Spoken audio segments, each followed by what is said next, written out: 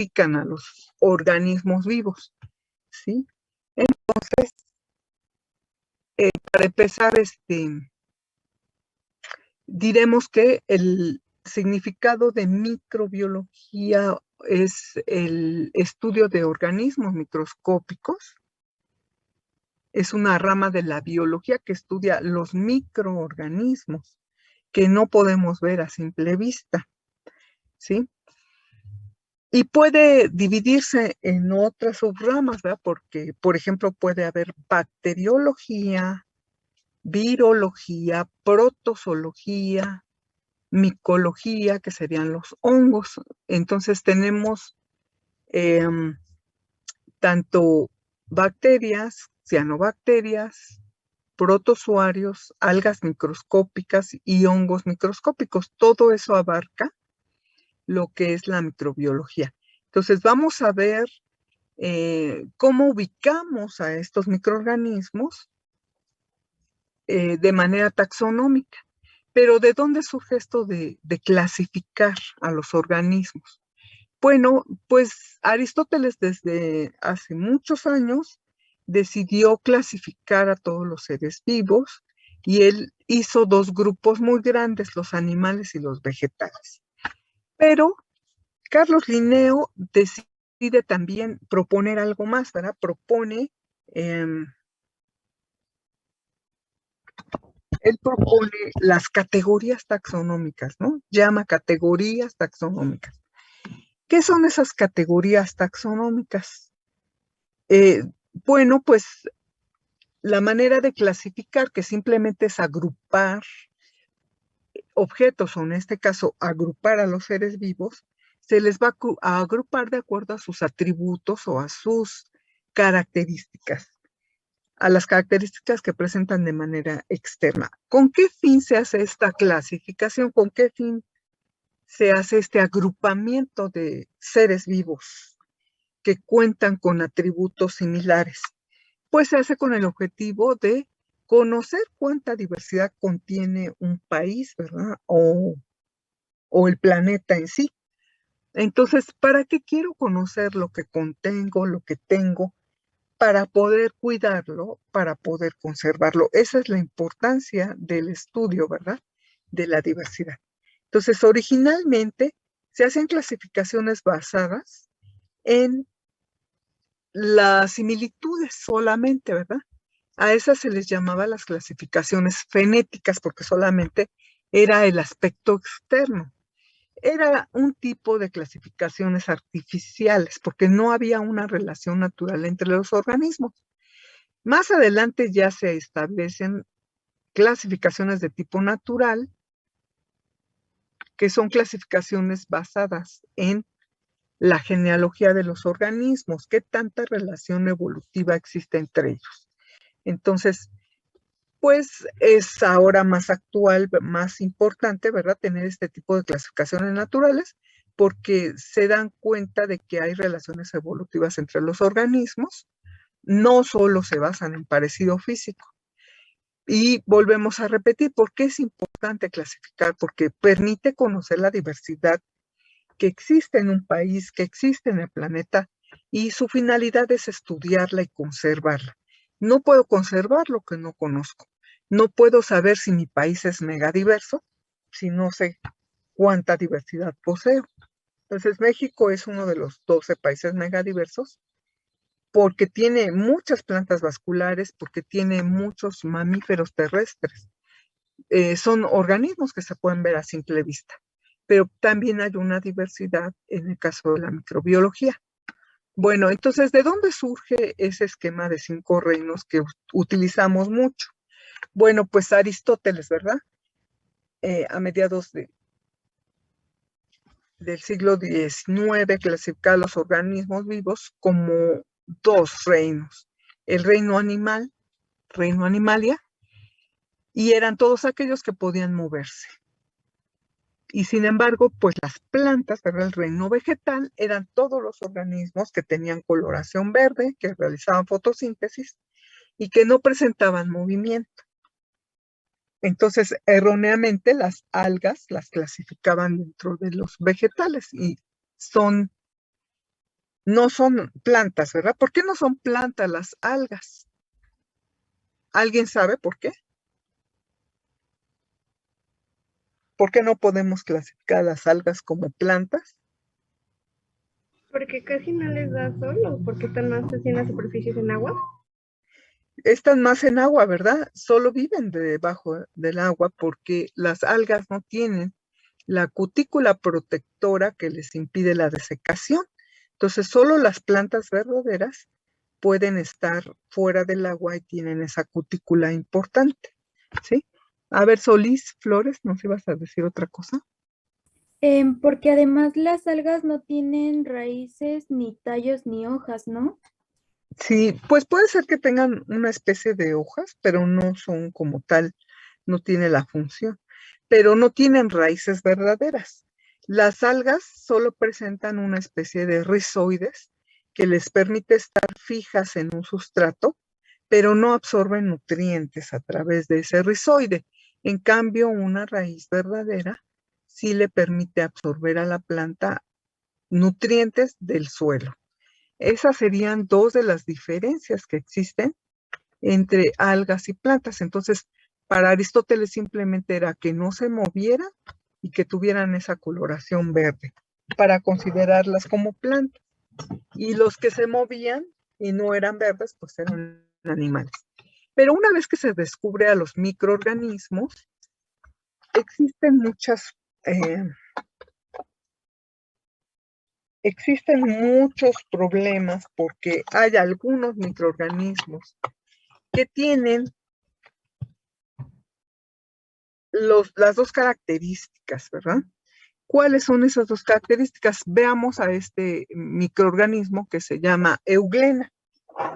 Euglena tiene un flagelo y le permite moverse. Se mueve, pero tiene también pigmentos. Tiene también pigmentos fotosintéticos que le permiten realizar fotosíntesis. Y entonces se hacían la pregunta, ¿y dónde vamos a poner a Euglena? ¿Es del reino animal porque se mueve o es del reino vegetal porque tiene pigmentos fotosintéticos? Bueno, pues entonces, como no se tenía un criterio para esto, para ver dónde clasificamos a Euglena, ¿verdad? Se decidió que todos los organismos microscópicos estarían en el reino protista. Entonces, ¿quién propone el reino protista? Lo propone Ernest Haeckel en 1966. Entonces dice, bueno, pues existen animales, vegetales y protistas. ¿Quiénes están en protistas? Todos los organismos microscópicos.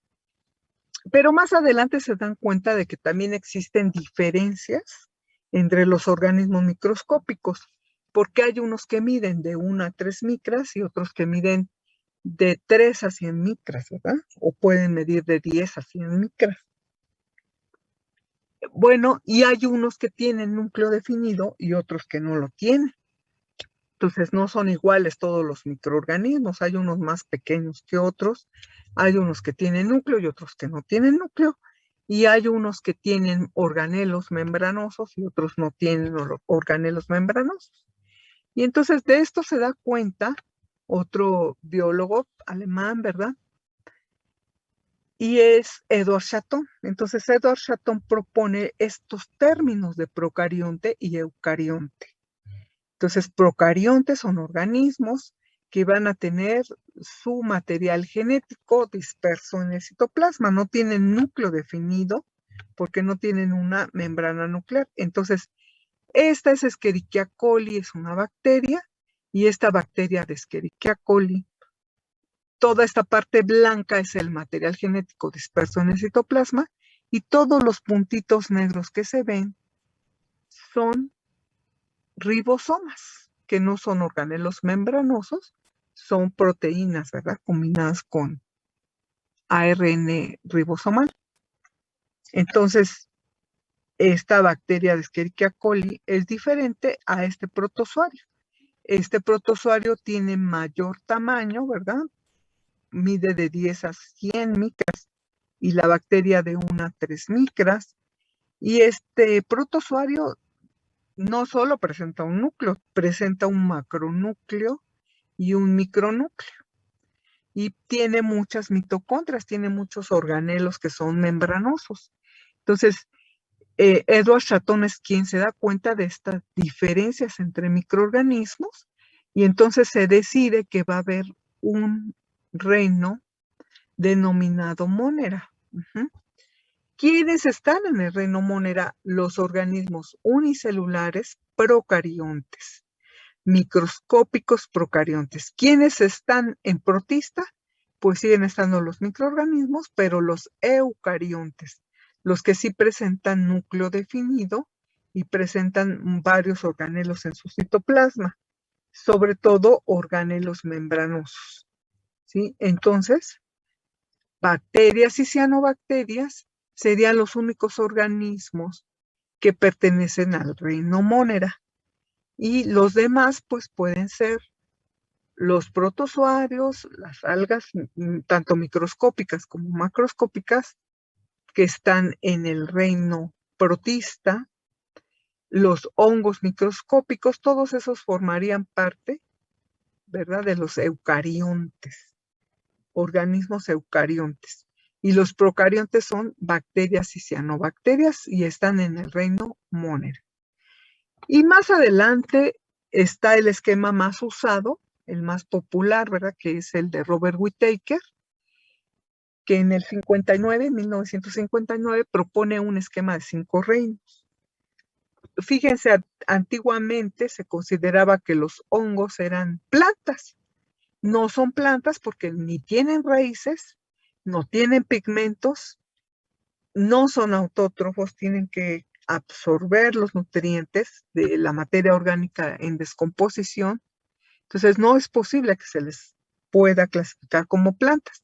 Entonces el esquema de 5 reinos de Robert Whittaker es el reino Animalia, ¿verdad? El reino Plantae, el reino Fungi, el reino Protista y el reino Monera. Esos son los 5 reinos según Whittaker.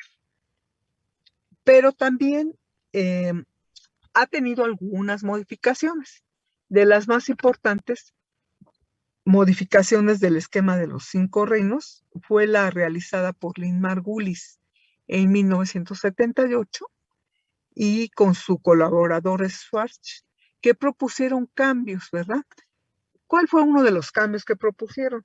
Las cianobacterias se les decía algas verde-azules porque parecían filamentos muy largos y parecieran algas, ¿verdad? Parecieran filamentos, pero no es así. Las cianobacterias son organismos unicelulares procariontes que no tienen núcleo definido, pero les gusta vivir en colonia, ¿verdad? Les gusta vivir así, unidas una con otra. Entonces parecen filamentos, pareciera un organismo, pero no, cada uno es un organismo individual. Cada cianobacteria sí se une y vive así en forma pegadita, pero no son un organismo pluricelular. Son independientes estas cianobacterias. Entonces, no son algas verde-azules como se decía, son cianobacterias. Lynn Margulis es quien propone este nombre de las cianobacterias.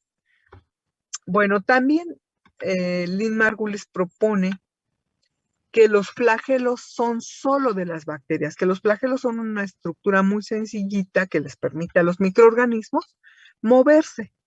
Pero no es lo mismo el flagelo de una bacteria que un flagelo de un protozoario.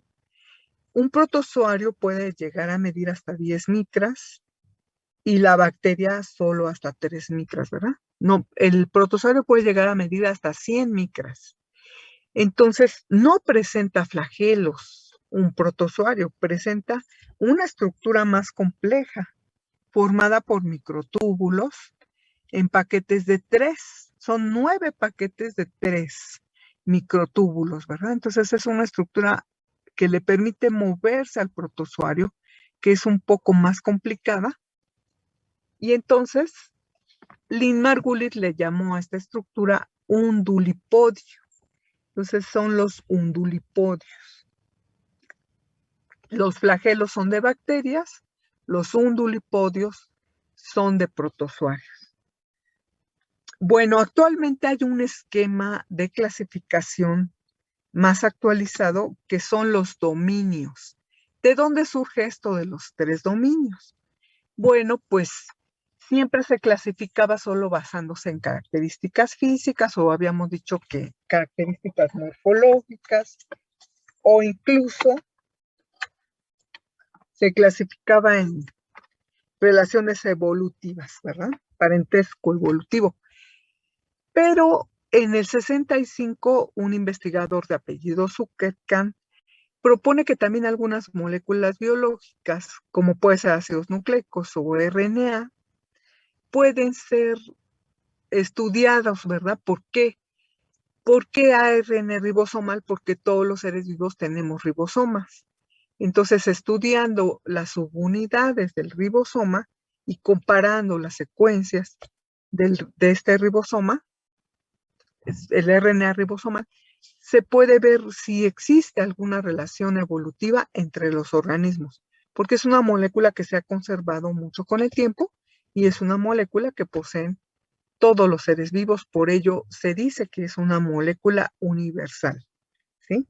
Y que pueden detectarse algunos cambios que se han dado con el tiempo.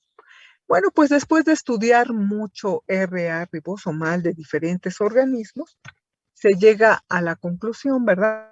Otro investigador que también colaboró con esto, el apellido de este investigador es Wouse. Wouse y sus colaboradores en 1990 proponen este término de dominio.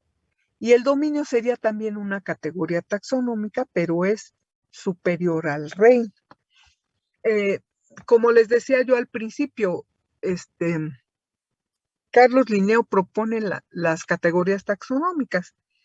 ¿Qué es una categoría taxonómica? El reino es una categoría taxonómica, el filum es una categoría taxonómica, también la clase, el orden, la familia, el género, la especie, todas estas son categorías taxonómicas. Si nosotros clasificáramos al ser humano, tendríamos que es del reino animal, del filum vertebrados. Los vertebrados a su vez se dividen en 5 clases: mamíferos, peces, aves, reptiles, anfibios. Los seres humanos somos vertebrados, ¿verdad? Y somos mamíferos. Entonces, se puede clasificar al ser humano en base a las categorías taxonómicas, ¿verdad? La familia es homínido, el género Homo, la especie Sapiens. Y su nombre científico del ser humano, Homo sapiens. ¿Por qué? Porque tiene 2 nombres compuestos por el género y por la especie. Entonces, todos los nombres científicos se escriben con esta terminología llamada binomial porque son 2 palabras. Y esto también lo propuso Carlos Linneo. Bueno, entonces, si se considera que el dominio es un nivel jerárquico más alto que el reino, es una categoría taxonómica superior al reino, quiere decir que abarca reinos, ¿verdad? Y entonces, Wouse y sus colaboradores proponen que existen 3 dominios: el dominio llamado eucaria, el dominio llamado bacteria y el dominio llamado arquea. Y esta fue la tarea, ¿verdad?, que se dejó esta semana. ¿Qué son las arqueobacterias? Bueno, pues las arqueobacterias son organismos que viven en situaciones muy extremosas. Viven en altas temperaturas, viven en altas concentraciones de sal y viven en altas concentraciones de metano. De hecho, fueron encontradas en el llamado Mar Muerto. Decían que era el Mar Muerto porque ningún organismo podía sobrevivir ahí por la alta concentración salina. Pero ya estudiando con detenimiento se dieron cuenta de que sí había estas arqueobacterias, estas bacterias primitivas. Y entonces son diferentes a las bacterias comunes y por ello están en un dominio diferente que son las arqueas. Entonces, en bacteria está el reino Monera y en Eucaria están los otros reinos. ¿Cuáles son los otros reinos? En Eucaria está Protista, Fungi, Plantae y Animalia. Son los 4 reinos que están dentro del dominio Eucaria. Bueno, entonces, acuérdense que es basado en el estudio del ribosoma, del ARN ribosomal. Entonces se propusieron estos 3 dominios, pero las arqueobacterias están en un dominio aparte, ¿verdad? No están en ningún reino de los que ya se conocían y por ello están en el dominio llamado arquea. Entonces tenemos dominio bacteria, en el que están las cianobacterias, las bacterias que conocemos nosotros, las gram positivas, las gram negativas. Está el dominio arquea, en donde están las que soportan altas concentraciones de metano, las que soportan altas temperaturas, las que soportan altas concentraciones de sal. Y en Eucaria, pues está animales, plantas, fungi y todos los protozoarios, ¿verdad? Como son los flagelados, los que presentan pseudópodos, los que presentan cilios, etc. Bueno, entonces este es el esquema de clasificación actual. Y en el caso de microorganismos, nosotros vamos a estudiar 3 de los reinos. Vamos a estudiar los organismos del reino Monera, que son bacterias y cianobacterias, los organismos del reino Protista, que serían los protozoarios y las algas microscópicas, y vamos a estudiar también reino Fungi, especialmente los hongos microscópicos, que pueden causar algunas enfermedades, como los deuteromicetos, y eso sería lo que estudiaríamos. Entonces, este primer tema nos ubica a los microorganismos, que son el objeto de estudio de esta unidad segunda, los va a ubicar en los reinos, ¿sí? Vamos a tener esos 3 reinos que vamos a estudiar. Entonces, de cada uno de los microorganismos vamos a estudiar sus características generales, su respiración, su alimentación, su forma de reproducir, también la importancia que tiene para el hombre estos microorganismos y también la importancia que tiene para el ecosistema, porque no siempre los microorganismos son nocivos para el ser humano, no todos causan enfermedades, solo algunos, ¿sí? Bueno, pues hasta aquí vamos a dejar el día de hoy y nos veríamos el lunes.